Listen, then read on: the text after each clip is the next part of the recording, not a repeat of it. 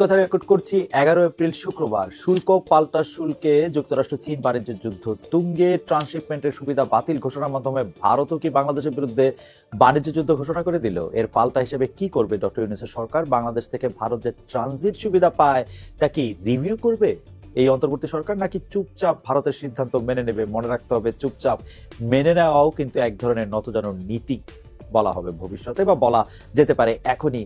ব্যাংককে ডক্টর ইউনূস ও মোদির বৈঠকে যারা সম্পর্কের বরফ গলার শুরু দেখছিলেন, ট্রান্সশিপমেন্টের সুবিধা বাতিল কি সে আশায় গুড়েবালি হয়ে ফিরে এলো? প্রধান উপদেষ্টা চীনে গিয়ে যে সেভেন সিস্টার্সের সমুদ্র অভিভাবক ঘোষণা দিলেন দেশকে, তারই প্রতিশোধ হিসেবে কি ভারতের স্থলপথের পণ্য রপ্তানি নিয়ে বাংলাদেশকে দেওয়া সুবিধা বন্ধ করা হলো? ঢাকায় যখন বিদেশে বিনিয়োগ বৃদ্ধিতে আন্তর্জাতিক বিনিয়োগ সম্মেলন করা হচ্ছে, তখন ট্রান্সশিপমেন্টের সুবিধা বাতিল ঘোষণা করে দিল্লি কি বিশ্বকে বাংলাদেশ নিয়ে নেতিবাচক বার্তাই দিতে চাইলো, নাকি বাংলাদেশও যে ভারত থেকে সুবিধা পায় সেটা প্রমাণ করতে চাইলো তারা? 5 আগস্ট বাংলাদেশের গণঅভ্যুত্থান কেন মানতেই পারছে না মোদী সরকার, সেটি এখন $মিলিয়ন কোশ্চেন। এদিকে বাংলাদেশের ট্রান্সশিপমেন্ট সুবিধা বাতিল নিয়ে বাণিজ্য উপদেষ্টা শেখ বশিরউদ্দিন কি বলছেন পড়ে আসি, দেখে আসি সেটি। ভারত হঠাৎ করে ট্রান্সশিপমেন্ট বাতিল করলেও বাংলাদেশের সমস্যা হবে না। বুধবারই বিভিন্ন খাতের ব্যবসায়ীদের সঙ্গে কথা হয়েছে, এমনকি সেখানে ক্রেতারা উপস্থিত ছিলেন। নিজস্ব ব্যবস্থাপনায় আমরা সংকট কাটানোর চেষ্টা করব। বৃহস্পতিবার 10 এপ্রিল সচিবালয় সাংবাদিকদের এসব কথা বলছিলেন বাণিজ্য উপদেষ্টা শেখ বশিরউদ্দিন। সমস্যা হবে না বলে কি বাণিজ্য উপদেষ্টা বিষয়টিকে হালকা করতে চাইলেন, বা গুরুত্বপূর্ণ নয় এমন কিছু বুঝাতে চাইলেন, অনেকটা রাজনীতিবিদদের কায়দায়? কিন্তু সমস্যা দেখা যাচ্ছে ভারতের তুলনায় ঢাকায় খরচ বেশি হয়। ভারতীয় বিমানবন্দরে প্রতি কেজি পণ্য পাঠাতে খরচ হয় $2.60, সেখানে ঢাকায় একই পণ্যের খরচ $2.90 থেকে $4.50 পর্যন্ত হয়। কেউ কেউ অবশ্য এটি বলছেন যে ভারতীয় বিমানবন্দর ব্যবহার না করে বাংলাদেশি বিমানবন্দর ব্যবহার করা হলে ইফিসিয়েন্সি বাড়বে, এখন খরচ বাড়লেও ভবিষ্যতে আর আমরা সুবিধা পাবো, সেটা ভবিষ্যতে বলতে পারবে। কিন্তু আপাতত ব্যবসায়ীদের অনেকেই মনে করছেন ভারতের এই ট্রান্সশিপমেন্ট সুবিধা বন্ধ হয় রপ্তানিকারকরা হযরত শাহজালাল আন্তর্জাতিক বিমানবন্দরের উপর নির্ভর করতে বাধ্য হলে সুবিধার চেয়ে অসুবিধাই বেশি হবে। কিন্তু দেশে চাহিদার তুলনায় সক্ষমতা কম, তাই পণ্য শিপমেন্টের সিরিয়াল পেতে সমস্যা তৈরি হবে, এটিই বলতে চাইছেন তারা। আর ট্রান্সশিপমেন্ট সুবিধা বাতিলের পর তা বাস্তবায়নও যেহেতু ভারত শুরু করে দিয়েছে, ভারতের বন্দর ব্যবহার করে আপাতত বাংলাদেশের পণ্য তৃতীয় কোনো দেশের ট্রান্সশিপমেন্ট সুবিধা আর পাচ্ছে না। এর কারণে প্রথমবারের মতো 4 ট্রাক রপ্তানি পণ্য যা যাচ্ছিল স্পেনে, সেই পণ্য ফেরত পাঠিয়েছে পেট্রোপোল বন্দর কর্তৃপক্ষ। বুধবার সন্ধ্যায় এইসব পণ্যবাহী ট্রাক ভারতের স্থলবন্দর গেট থেকেই আসলে ফেরত পাঠানো হয়। গত 15 মাসে ট্রান্সশিপমেন্টের মাধ্যমে ভারতের রুট ব্যবহার করে 36টি দেশে $462 মিলিয়ন মূল্যের পোশাক রপ্তানি করেছে বাংলাদেশ। ট্রান্সশিপমেন্টের মাধ্যমে রপ্তানির পরিমাণ 34,900 টনের বেশি। 2024 সালের জানুয়ারি থেকে 2025 সালের মার্চ এ সময়ে রপ্তানি হওয়া পণ্যের মধ্যে ছিল ব্লাউজ, ট্রাউজার, টি শার্ট, শিশুদের পোশাক ইত্যাদি। প্রধান বাজারগুলির মধ্যে ছিল যুক্তরাষ্ট্র, জার্মানি, ফ্রান্স, জাপান এবং দক্ষিণ কোরিয়া। আঞ্চলিক বাণিজ্য সুবিধার অংশ হিসেবে ভারতীয় রুট ব্যবহার করে এসব পণ্য রপ্তানি করা হয়েছিল। ভারতের পররাষ্ট্র মন্ত্রণালয়ের মুখপাত্র রণধীর জয়সওয়াল জানালেন, 2020 সালে বাংলাদেশকে সুবিধা দেওয়া হয়েছিল। এর ফলে আমাদের বিমানবন্দর এবং অন্যান্য বন্দরগুলিতে দীর্ঘদিন ধরে তীব্র জট তৈরি হয়েছিল।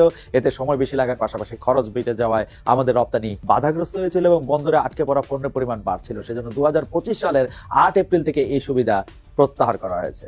9 এপ্রিল বুধবার এক সংবাদ সম্মেলনে এসব কথা বলেন ভারতের পররাষ্ট্র মন্ত্রণালয়ের মুখপাত্র রণধীর জয়সওয়াল। আসল কথা হইল যে ট্রান্সশিপমেন্ট বাতিল হলো, নেপাল ও ভুটানে বাংলাদেশের পণ্য রপ্তানি ক্ষতিগ্রস্ত হবে না বলে বাংলাদেশের কর্তৃপক্ষ থেকে আমরা জেনেছি। অর্থাৎ ভারতীয় ভূখণ্ড ব্যবহার করে বাংলাদেশ শুধুমাত্র নেপাল ও ভুটানে আগের মতোই পণ্য রপ্তানি করতে পারবে। এইটি আমাদের আবার রণধীর জয়সওয়াল জানিয়েছেন। বন্ধ করার যৌক্তিক কারণ থাকতেই পারে, কিন্তু আগে ভাগে না জানিয়ে এভাবে আকস্মিক বন্ধ করাটা কোনোভাবেই গ্রহণযোগ্য হতে পারে না। এটা এক ধরনের দাদাগিরি প্রবণতা। ভারত এটি করলো অ্যাবসলিউটলি এটি বোঝাতে যে ডক্টর ইউনূস সরকারের সাথে হাসিনা সরকারের মতো ভালোবাসা, প্রেম তাদের আর নাই।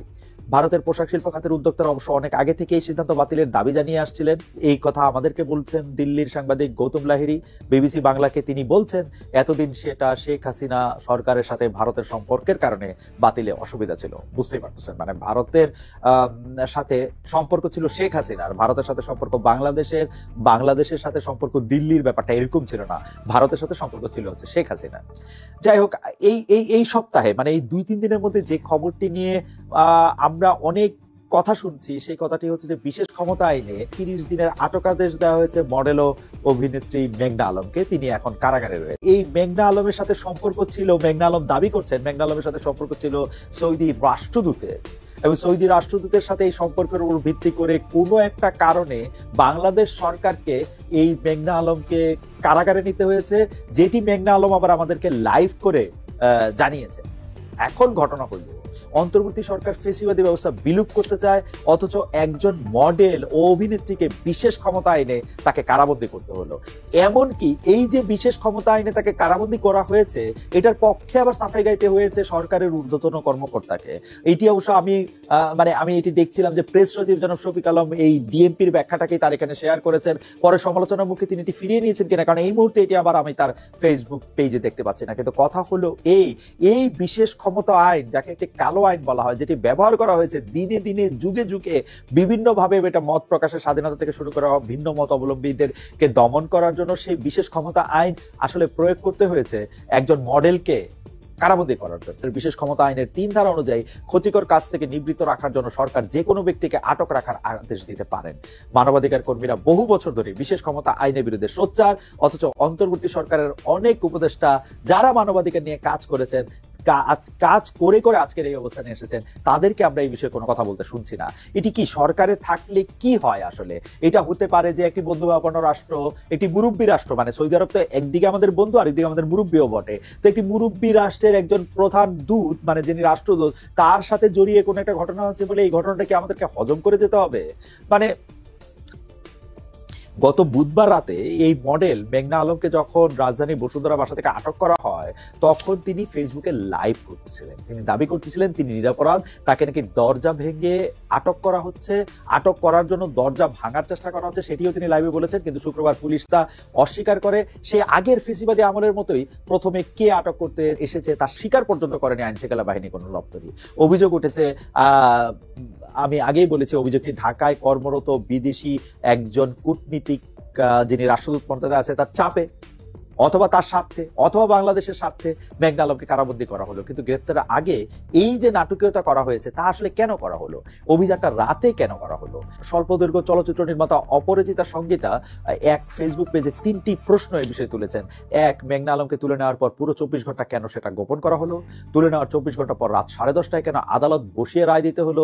দিনের বেলা ওরা কি করছিলেন? 3, মেঘনা আলম কি ধরনের জননিরাপত্তা আইন শৃঙ্খলা পরিপন্থী ক্ষতিকর কাজের সাথে যুক্ত আছেন যে তাকে রাতের বেলা কোর্ট বসিয়ে জরুরি ভিত্তিতে জেলে পাঠাতে হবে? আমরা আমরা আমরা আমরা বুধবার রাতে মেঘনা আলমকে লাইভে বলতে শুনেছি, কোট করছি, আমার বাসায় কিছু মানুষ আক্রমণ করেছে, তারা নিজেদের পুলিশ পরিচয় দিচ্ছে, আমি বলেছি থানায় এসে কথা বলবো, তারা আমার কথাটাও শুনছে না। তিনি অভিযোগ করেন তারা এসেছে যে কারণে, সেটা হলো আমাকে বিপদে ফেলা, তাদের হাতে বন্দুক আছে। তিনি বাংলাদেশে নিযুক্ত একটি দেশের রাষ্ট্রদূতের নাম উল্লেখ করেছেন, অর্থাৎ সৌদি রাষ্ট্রদূতের কথা তিনি বলেছেন। তার আগের ফেসবুক পোস্টে বিভিন্ন সময় আমরা এই সৌদি রাষ্ট্রদূতের প্রসঙ্গে তাকে অনেক ভালো কথা বলতে শুনেছি যে তিনি তারা একত্রে কোনো একটি প্রতিশ্রুতি বা কি বলে জানি ওয়াদা করেছেন, সে ওয়াদা তারা একসঙ্গে রাখার বিষয়ে কথা বলেছেন। তার দরজা ভেঙে তার ঘরে ঢোকা হয়েছে, লাইভটি থাকা অবস্থায় তাকে গ্রেফতার করা হয়েছে, তাকে ওই সময় লাইভটি বন্ধ হয়ে গেছে, 13 মিনিট ধরে লাইভ। মানে আপনারা আমার যে কথা নিয়ে হাসি ঠাট্টা করেন না, যে কি আর বলবো, সত্যি আপনি আর বলেন যেটা নিয়ে কি আর বলা যাবে। এই মেঘনা আলম ইস্যুতে এখন যদি অনেকে আওয়ামী লীগ আমলে গুমের ঘটনাগুলি স্মরণ করে এবং করতেছেন, কেউ কেউ এটা নিয়ে একটা পোস্ট দিতেছেন। অন্তর্বর্তী সরকারের এই ঘটনা অনেকে বলতেছেন এই জাতির জন্য ভয়াবহ সতর্কবার্তা। এখন অনেকে বলতেছেন যে কে এই মেঘনা। আমরা মেঘনা সম্পর্কে যা জানতে পেরেছি তা হলো যে এই মেঘনা মিস বাংলাদেশ ফাউন্ডেশনের চেয়ারম্যান। 2020 সালে 5 অক্টোবর তিনি মিস আর্থ বাংলাদেশ প্রতিযোগিতায় বিজয়ী হন, ইত্যাদি ইত্যাদি ইত্যাদি। ভবিষ্যতে আপনারা যখন এটি দেখছেন তখনও এর কোনো গুরুত্বপূর্ণ পরিবর্তন আসছে কিনা, গুরুত্বপূর্ণ বদল আসছে কিনা। ব্রাত্য রাইসু তার ফেসবুক পোস্টে বলেছেন এই যে মেঘনা ঘটনা সেটা সরকারের জন্য পচা শামুক হিসেবে বিবেচিত হতে পারে। যা হিসাবে বিবেচিত হোক, বিবর্তনমূলক কোনো আইন কোনো একটা নাগরিকের উপরে প্রয়োগ করার আগে সরকার এবং সরকারের মধ্যে যারা মানবাধিকার চ্যাম্পিয়ন আছেন তারা অনেকবার ভাববেন, এটাই আমরা আশা করি। এদিকে দেখেন, ফিলিস্তিন হত্যাকাণ্ড নিপীড়নের প্রতিবাদ হলো বাংলাদেশে, এবং বাংলাদেশের প্রতিবাদ হওয়ার আগে, ব্যবসা প্রতিষ্ঠানের লুট হওয়ার আগে আমি একটা কথা বলি। আমি আমি আমি আমি আমি ফেসবুকের মধ্যে দেখতে পাচ্ছিলাম যে একজন আলেম, যিনি সম্মানিত একজন আলেম হিসেবে পরিচিত, তিনি আবার বলছেন যে কেন এই সৌদি সরকার বা আরব বিশ্ব তাদেরকে সহায়তা করছে না, অর্থাৎ প্যালেস্টাইনিদের সহায়তা করতেছে না, ফিলিস্তিনদের সহায়তা করতেছে না। তার কারণ আছে, তারা বিভিন্ন সময় হেজবুল্লাহ, হামাস এদের সাথে তারা যে যুক্ত হয়েছেন, এই হেজবুল্লাহ বা হামাস যুক্ত হয়েছেন আসলে ইরানের বা লিবিয়ার কিছু অংশের, সিরিয়ার কিছু অংশের কিছু মানে প্রত্যক্ষ মদদে, যেটি আসলে সৌদি আরব কখনোই চায় না এবং সৌদি আরব এটা কখনোই পছন্দও করে নাই। তো এরকম ভাবে বিভক্তির কথা বলে ইসরায়েলের যে আক্রমণ, ফিলিস্তিনে যে হত্যাকাণ্ড নিপীড়ন চলছে, সেক্ষেত্রে আমরা নানা ধরনের দ্বিমত, ভিন্ন মত, অনেক রকম মত আমরা দেখতে পাচ্ছি। কিন্তু ফিলিস্তিনের হত্যাকাণ্ডের নিপীড়ন, মানে এই হত্যাকাণ্ড নিপীড়নের প্রতিবাদ করে যে ব্যবসা প্রতিষ্ঠানে যে লুটপাট করা হলো, এই লুটপাটটা কি আসলে যে সেই সময় আবার বাংলাদেশে বিনিয়োগ সম্মেলন চলছিল, আন্তর্জাতিক বিনিয়োগ সম্মেলন, সেই লুটপাটটা কি আসলে করা হয়েছে ইচ্ছা করে বাংলাদেশের মানে মান, বাংলাদেশের মুখ এই পৃথিবীর কাছে হেয় করার জন্য? কারণ মানবিকতার পক্ষে যারা, তারাই সারা দুনিয়ায় নিপীড়িত ফিলিস্তিনের পক্ষে সরব হয়েছেন। বাংলাদেশেও সব দল, সব মত, সব সরকারি ফিলিস্তিনের অধিকারের পক্ষে থেকেছে, এখনো তাদের পক্ষে সোচ্চার সবাই। কিন্তু সুযোগ সুন্দরীরা ইসরায়েলি পণ্য বয়কটের নামে বাটা, কেএফসি, ইউনিমার্টের মতো প্রতিষ্ঠানে হামলা চালিয়েছে। এই সময় আগেই বলেছি, আন্তর্জাতিক বিনিয়োগ সম্মেলন চলছিল, লুট যারা করতেছিলেন তাদের ঠেকাতে পুলিশ ও ম্যাজিস্ট্রেসি ক্ষমতা নিয়ে মাঠে থাকা সেনা সদস্যদের ভূমিকা কি ছিল তা নিয়ে প্রশ্ন উঠেছে। তবে অনেক সময় আমরা দেখেছি সেনাবাহিনী গিয়ে তাদেরকে ঠেকিয়েছেও।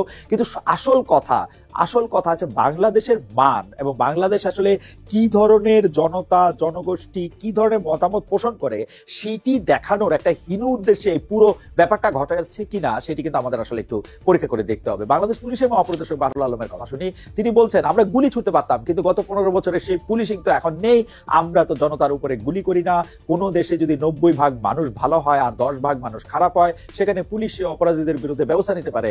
এখন এই ধরনের কার্যকলাপে যদি 90 ভাগ মানুষই অংশ নেয়, সেখানে পুলিশ কি করবে? পরবর্তীতে কিন্তু আমরা 56 জনকে গ্রেপ্তার করেছি, ভিডিও দেখে দেখে ঘটনার সঙ্গে জড়িতদের গ্রেপ্তার করা হচ্ছে। এদিকে দেখেন 90 ভাগ, পুলিশের মহাপরিদর্শক বলছে যে 90 ভাগ মানুষই নাকি আমরা এই ধরনের ঘটনার সাথে জড়িত। দেখেন তো একটা অবস্থা, মানে আমরা আসলে 90 ধরনের মানুষ বাটায় গিয়া জুতা চুরি করে নিয়ে আসতে চাই, জুতা লুট করে নিয়ে আসতে চাই? আমরা 90 ভাগ মানুষ কোনো একটা প্রতিষ্ঠানের মধ্যে ঢুইকা তারে, মানে এটা আমাদের নিন্দার পরিবেশ, আমাদের 90 ভাগ মানুষের নিন্দার ভাষা হচ্ছে এইটা। আমরা কোথাও ঢুইকা আমরা এগুলি করব? মানে আবারও বলি, কি আর বলবো, সত্যি কথা।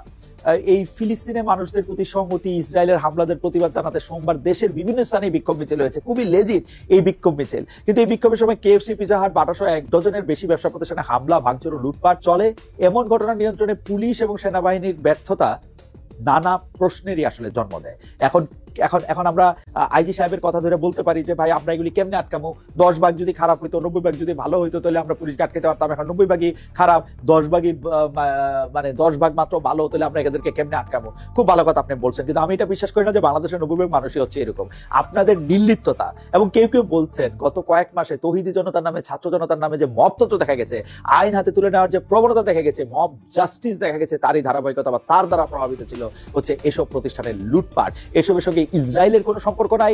এগুলি আক্রান্ত কেন করা হলো সেটিও একটি বড় প্রশ্ন। যদি বয়কট বা বর্জন কর্মসূচি হয়, তাহলে ভাঙচুর ও লুটপাট চালিয়ে কথিত জনতা আসলে কি প্রমাণ করতে চাইলো?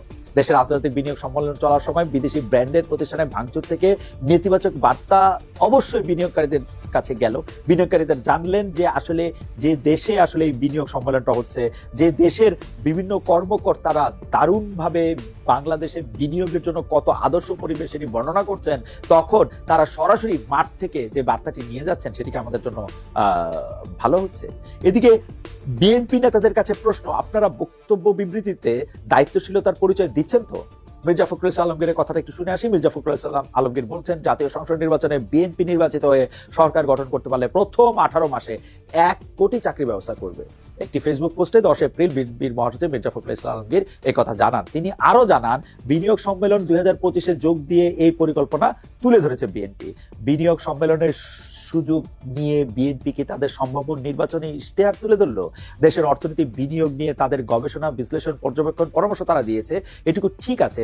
অতীতে বিএনপি সরকারগুলি কি করছে, ভবিষ্যতে কি করতে চায়, সেটা বিনিয়োগ সম্মেলনে জানানো মানে কি এখানেও কি আসলে ভোটের রাজনীতি?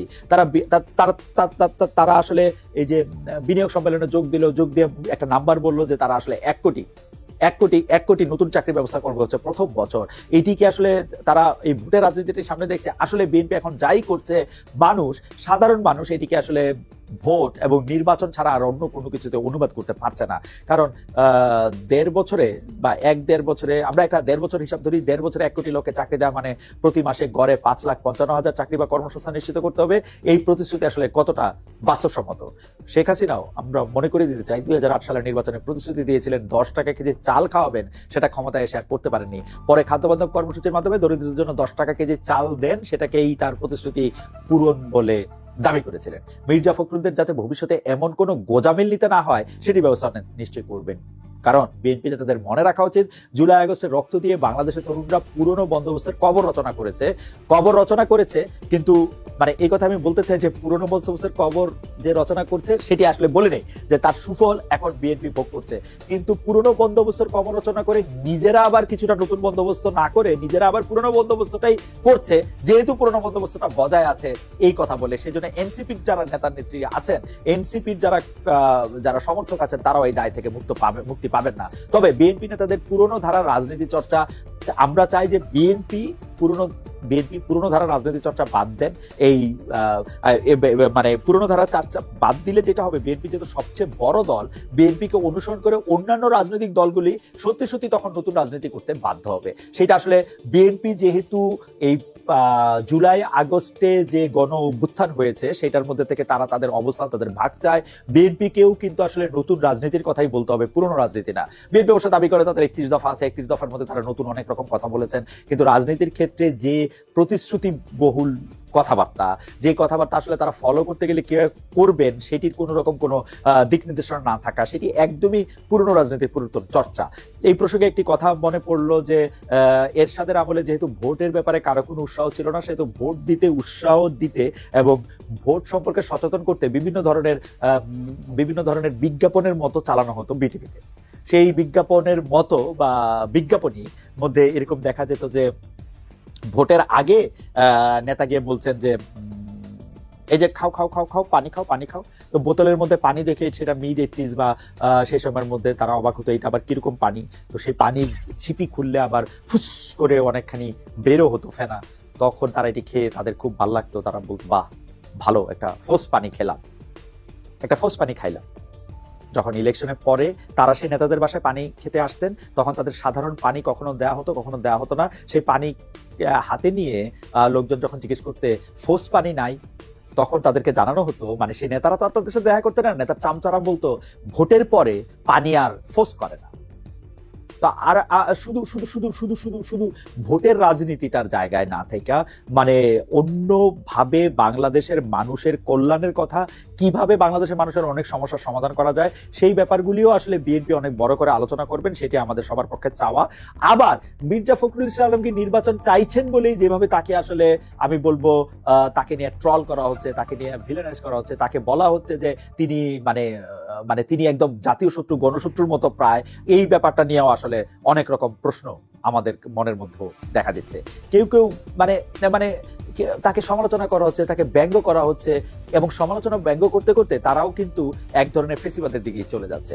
বিএনপি নেতাদের নির্বাচন দাবি, গণতন্ত্রের প্রতিষ্ঠার দাবি জারি রাখা দরকার, কিন্তু বিএনপি যেসব কথা বলে, যেভাবে আসলে সংস্কারকে আক্রমণ করছে, যারা আবার তাদের এই আক্রমণের কথা ধরিয়ে দিচ্ছে, তাদেরকে আক্রমণ করছে, সেই ব্যাপারটি দেখে তো মনে হচ্ছে যে তারা এখনো ক্ষমতায় আসে না। ক্ষমতায় আসলে যে তারা কি করবে, যেমন ধরেন বিএনপির স্থায়ী কমিটির সদস্য, আমাদের সকলের প্রিয় মির্জা আব্বাস, তিনি বলছেন ইরাক ইরান যুদ্ধের সময় যেমন জিয়াউর রহমান ভূমিকা রেখেছিলেন, তিনি আজ বেঁচে থাকলে ফিলিস্তিনের পক্ষে কার্যকর উদ্যোগ নিতেন এবং ইসরায়েল এমন সহিংসতা চালানোর সাহস পেত না। জনাব মির্জা আব্বাস, জিয়াউর রহমান বেঁচে থাকলে তিনি কি ভূমিকা রাখতেন, তার ফলে আরব বিশ্বের কি ভূমিকা হতো, সৌদি আরব এবং অন্যান্য আরব দুনিয়া আরো 2-3 ভাগে আলাদা হতো কিনা, সেগুলো অনেক বড় প্রশ্ন। কিন্তু আপনি যে এতবার করে জিয়াউর রহমানের নাম নিচ্ছেন, এবং জিয়াউর রহমান থাকলে ইসরায়েল আক্রমণ করতো না প্যালেস্টাইনে বিদ্যমান ব্যবস্থাপনায়, সেটি মানে একটু বেশি হয়ে গেল না? একটু বেশি কি হইল? আপনারা কি একটু বেশি বেশি বইলা মানে জিয়াউর রহমানকে অথবা খালেদা জিয়াকে অথবা তারেক রহমানকে ওই শেখ হাসিনার নামে যেরকম একটি বন্দনা সৃষ্টি হতে হতে, শেখ হাসিনাকে হজরত বলতে বলতে, শেখ হাসিনাকে একরকম আলাদা অতিলৌকিক একটা অমানবিক না মানে অতি মানবিক জায়গা দিতে চেষ্টা করতে গিয়ে তাকে অমানবিক করা হয়েছিল, সেটাই কি আপনারা আসলে চাইতেছেন? মানে এই কথাটা বলা এখন কতটা প্রাসঙ্গিক? মানে এই গত 15 বছর ধরে কাল চরিত্র নিয়ে মানে বিকল্প দেখান, তিনি ছাড়া আর কে আসেন, সবাই খারাপ। মানে ইন্টারেস্টিং ব্যাপার কি জানেন, আওয়ামী লীগ আমলে মন্ত্রীদের বিরুদ্ধে সমালোচনা করলে প্রধানমন্ত্রীর কার্যালয় এবং প্রধানমন্ত্রী খুব খুশি হয়ে যেত, কারণ প্রধানমন্ত্রী শুধু ভালো, বাকি সবাই খারাপ। এসালাম চুরি করছে, প্রধানমন্ত্রী খালি ভালো। কিন্তু এই বাংলাদেশ থেকে 4000 কোটি টাকা বাইরে গেছে, শুধু প্রধানমন্ত্রী ভালো। ওর পিয়ন নিয়ে 400 কোটি টাকা চলে গেছে, শুধু প্রধানমন্ত্রী ভালো। এই ছিল হচ্ছে কাল ফিগার। মানে বাংলাদেশের সবকিছু, যা কিছু ভালো সবকিছুর জন্য হচ্ছে হাসিনার ক্রেডিট, আর যা কিছু খারাপ তার অন্য লোকেরা দুষ্ট আছে, শুধু শেখ হাসিনা কিছু করার নাই। এই জায়গাটার মধ্যে নিয়ে আইসেন না, এই জায়গাটার মধ্যে এই জায়গাটার মধ্যে নিয়ে আসেন না। আওয়ামী লীগের নেতাদের যে পতন, যে পলায়ন, বিএনপি থেকে তার শিক্ষা নেয়নি। তাই গত কয়েক মাস ধরে বিএনপি নেতাদের কেউ কেউ বলেছেন প্রতিদিন জিয়াউর রহমানের নাম নিলে বেহেশত কনফার্ম, কেউ বলেছেন তারেক রহমানের নাম নিলে ওযু করতে হবে। বর্তমান ফিলিস্তিন পরিস্থিতির সঙ্গে প্রেসিডেন্ট জিয়াকে জুড়ে দাও আমাদের মতে তেমনই একটি প্রবণতা। দলের নড়বড়ে অবস্থান হলে অনেক নেতা এ ধরনের বক্তব্য দেন, নানা কারণে নানা আলোচনায় থাকা মির্জা আব্বাস নিয়ে আমার এখন কিছুটা সন্দেহ হচ্ছে। মনে হয় তার অবস্থান বা তার যে মানে তার যে তার ইয়ে কিছুটা নড়বড়ে। মানে আমার কাছে মনে হয় মির্জা আব্বাস ধারণা করতেছেন যে তাকে আর বিএনপির দরকার নাই, সেজন্য তিনি প্রাণপণে বিএনপিতে থাকতে চাচ্ছেন। মানে বিএনপিতে থাকা ছাড়া মানে তার নিজের অবস্থান বোঝানোর আর কিছু নাই। অন্তর্বর্তী সরকার মেয়াদ ও জাতীয় নির্বাচন নিয়ে এখনো এক ধরনের অনিশ্চয়তা দেখা দিতেছে। কেন জানি মনে হইতেছে অন্তর্বর্তী সরকারের কিছু উপদেষ্টা চাইতেছেন যে ডক্টর মোহাম্মদ ইউনূসের এই সরকার আরো কিছুদিন বাড়তি থাক, এবং এই যে চাওয়াটা সারা দেশের সব মানুষের মধ্যে প্রভাবিত করার ও একটা মানে দোল আমরা দেখতে পাচ্ছি। এখন মনে হয় আমার ডক্টর মোহাম্মদ ইউনূসের অ্যাপ্রুভাল রেটিং সবচেয়ে বেশি।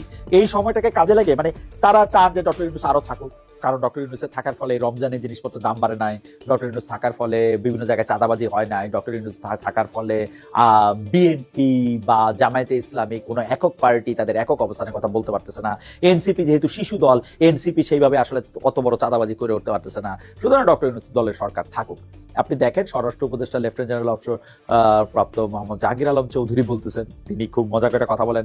ওই দিন গিয়ে দেখলাম এক সরকারি কর্মকর্তাকে উনি ফোন করে ঝাড়ি দিচ্ছেন এবং মেক শিওর করতেছেন তার সামনে একটা টেলিভিশন ক্যামেরা থাকুক, এবং টেলিভিশন ক্যামেরার সামনে তিনি সেই সরকারি কর্মকর্তাকে বলছেন আপনি আসেন, আপনি সেটা করে না দিলে কিন্তু আপনাকেই রিপেয়ার করে দেওয়া হবে। এই যে ভাষা, এই যে থ্রেট করা, এটা হয়তো ভালোর জন্যই, কিন্তু এইটা আরেকজন সরকারি কর্মকর্তার ক্ষেত্রে এটা এরকম বলা যায় কিনা ক্যামেরা চালিয়ে ওবায়দুল কাদের স্টাইলে, বা মাসুদ তুমি ভালো হয়ে যাও, সেটা আসলে সময়ই বলে দিবে। আমার বিবেচনা যায় না, জানো জাহাঙ্গীর আলম চৌধুরী যায় না, এই ধরনের গ্যালারি ইস্যু করবেন না। বাংলাদেশের এমপিরা এগুলো এর আগে করছে, স্বরাষ্ট্রমন্ত্রীরা করছে, আপনি আর কইরেন না এগুলি, বুঝছেন? এগুলি আর কইরেন না। দেখা যাক আপনি কি বলতেছেন। সাধারণ মানুষ বলতেছে আইন শৃঙ্খলা পরিস্থিতি আগের চেয়ে ভালো। ওই রাস্তা থেকে হুনি মানুষ বলতেছে আপনারা আরো 5 বছর থাকেন।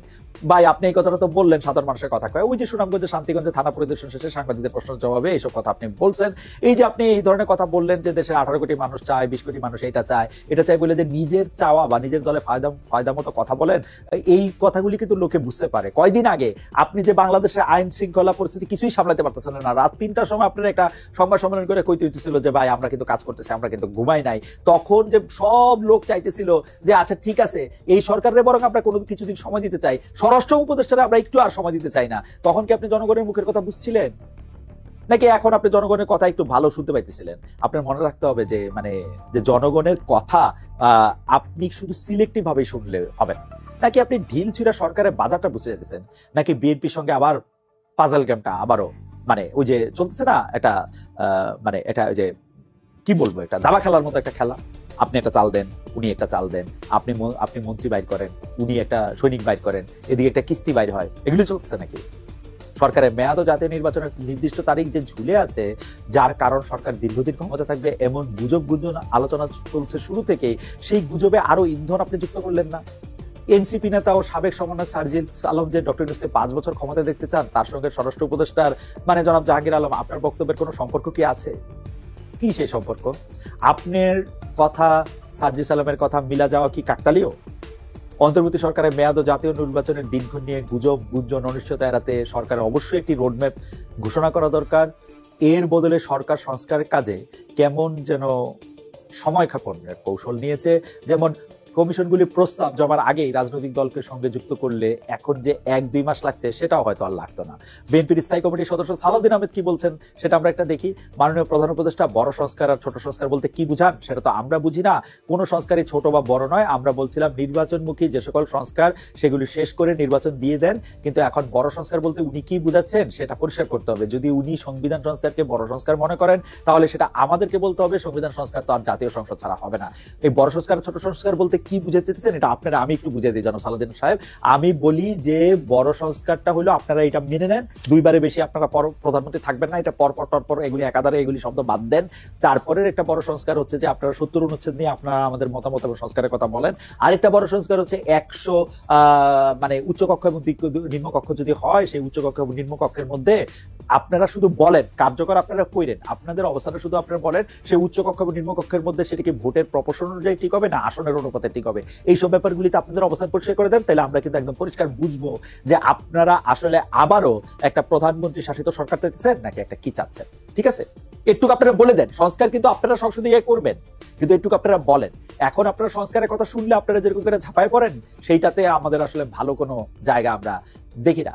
এই যে আপনারা নির্বাচন ছাড়া আর কোনো কিছুর কথাই যে শুনতে চান না সেইটা মানে সেটা কেন রে ভাই? আপনি দেখেন যে এই যে 17 বছর ধরে আপনারা সবচেয়ে বেশি সাফার করছেন, আমরা তো এটার বিপক্ষে বলি না যে হ্যাঁ আপনারা সাফার করছেন, আপনারা তো বলি না যে আপনারা সাফার করেন না, এটা কেউই বলে না। কিন্তু আপনাদের সমালোচকরাও কেউ বলতে পারে না যে আপনারা সাফার করেন নাই। কিন্তু নির্বাচনটার আগে এই যে একটা প্রধানমন্ত্রী শাসিত সরকার হওয়ার বাইরে আর কিছু করা যায় কিনা সেটা না ভাবনার ক্ষেত্রে আপনাদের এত কৃপণতা কেন? আপনাদের যদি 2029 সাল বা 2041 সাল পর্যন্ত অপেক্ষা করতে হইতো তাহলে আপনারা এখন করবেন না অপেক্ষা? এখন কিছুটা সময় যদি আপনারা অপেক্ষা করেন তাহলে তাতে বড় কোন অসুবিধা? আপনারা মানে যদি এই কথা এখন বলতে থাকেন যে 17 বছর ধরে আমরা আসলে কিছুই করতে পারিনি, মানে কোনো আয় রোজগার ছিল না, ঠিকাদারি পাই নাই, এই পাই নাই।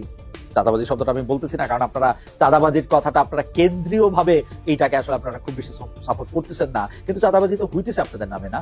তো এখন আপনারা ক্ষমতার ফলটা ভোগ করবেন, দেশের যাবতীয় ব্যর্থতার দায় কি আর আপনারা নিবেন না? আপনারা চান যে যাবতীয় ব্যর্থতার দায় ডক্টর ইউনূস সরকারের কাছেই থাকুক? আমি কিন্তু আমার হাইপোথিসিস কিন্তু বিএনপি আসলে ইলেকশন চায় না। ইলেকশন চাইলে মানে ইলেকশন ডিসেম্বরে চায় না। ইলেকশন ডিসেম্বরে চাইলে তারা এই যে এই সংস্কারগুলির ব্যাপারে তাদের অবস্থান পরিষ্কার করতেন। এই অবস্থান পরিষ্কার করে তারা বলতেন যে হ্যাঁ এই সংস্কার তারাও চান, এই সংস্কার হইলে তাদের ভালোই হবে, খারাপ হবে না, এই সংস্কার হইলে তাদের রাজনীতিতে কোনো রকম কোনো অসুবিধা হবে না। এটা তারা বলতেই পারতেন, করতেই পারতেন, কিন্তু এটা আসলে তারা করেন নাই, বলেন নাই, বরং এর বিপক্ষে একটা শক্ত পোক্ত অবস্থান নিচ্ছেন। আমরা এই কথা স্মরণ করাই দিলে আমাদেরকে গালি দিতেছেন, শুকর টুকর বলতো আপনাদের মুখে বাঁধতেছে না। আমি কিন্তু বলে দেই আপনারা ক্ষমতা আসলে কিন্তু এর চেয়ে 3 গুণ 5 গুণ 20 গুণ সমালোচনা আমরা করব। এর জন্য প্রস্তুত থাকেন। এই যে কথায় কথায় গালি দিবেন এগুলি করবেন, এগুলি কিন্তু আর করেন না। এইবার আপনার নাম বললাম না, এরপর এবার আপনার নাম বলে বলবো, ঠিক আছে?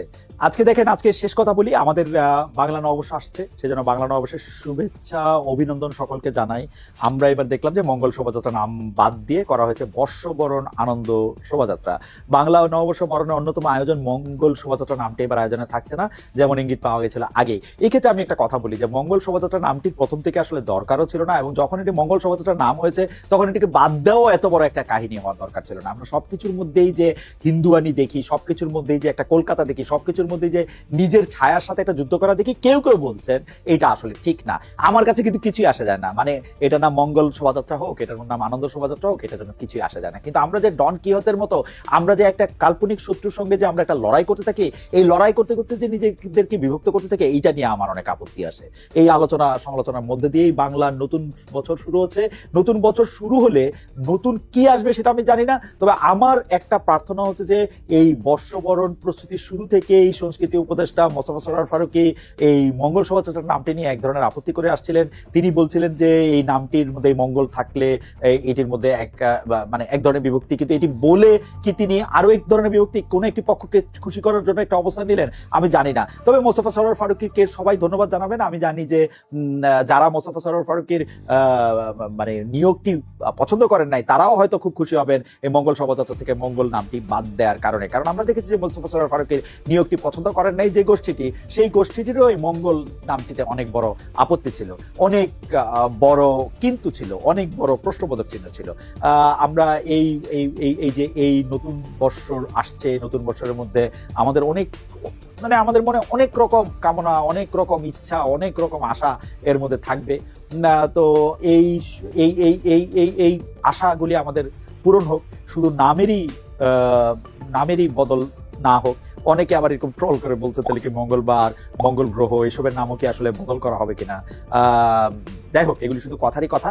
মূল এই ব্যাপারে কথায় আসি, আমরা এখন আমাদের দেখতে হবে ঢাবির যে চারুকলা অনুষদ, সেইটার মধ্যে যে এই আনন্দ শোভাযাত্রা যেটিকে বলা হয়েছে, সেটি আসলে কতটা রাজনীতিকরণ করা হয়। এর আগে রাজনৈতিক উদ্দেশ্য প্রণোদিত বলে 26তম ব্যাচের বর্জন করে আমরা এটিকে বর্ষবরণের আনন্দের মানে যোগানদার বা আনন্দের অংশীদার হওয়ার চেয়ে বেশি এটাকে পলিটিক্যাল কারণে বা রাজনৈতিক উদ্দেশ্যে ব্যবহার করা হচ্ছে কিনা সেটিও আমরা নিশ্চয়ই দেখব। যদি এটি রাজনৈতিক উদ্দেশ্যে ব্যবহার করা হয় তাহলে কিন্তু আমাদের মনে রাখতে হবে যে প্রতি বছর যে বাংলাদেশের রাজনীতির মানচিত্র, ভূগোল, ইতিহাস এগুলি পাল্টে যাবে। তার ফলে এটি আবার এটি রাজনৈতিক উদ্দেশ্য প্রণোদনেরই একটি বাহন হিসেবে এটি ব্যবহার করা হবে। অনেকে বলতে থাকেন যে সাবেক সরকারের মধ্যে এইটা করতে দেখা গেছে অনেক সময়, কিন্তু সাবেক সরকার তো সেই জন্যই আসলে পালিয়ে যেতে বাধ্য হয়েছে। সাবেক সরকার তো এখন আর নাই। সাবেক সরকারকেই রাজনৈতিক আদর্শ হিসাবে, সাবেক সরকারকেই আছে একটা দার্শনিক আদর্শ হিসেবে নিবেন না যেন। এটি আপনাদের কারোই কোনো উপকার করবে না। নতুন বছরের শুভেচ্ছা জানিয়ে আবার নতুন বছরের শুভেচ্ছা জানিয়ে শেষ করছি। ধন্যবাদ আপনাদের সবাইকে।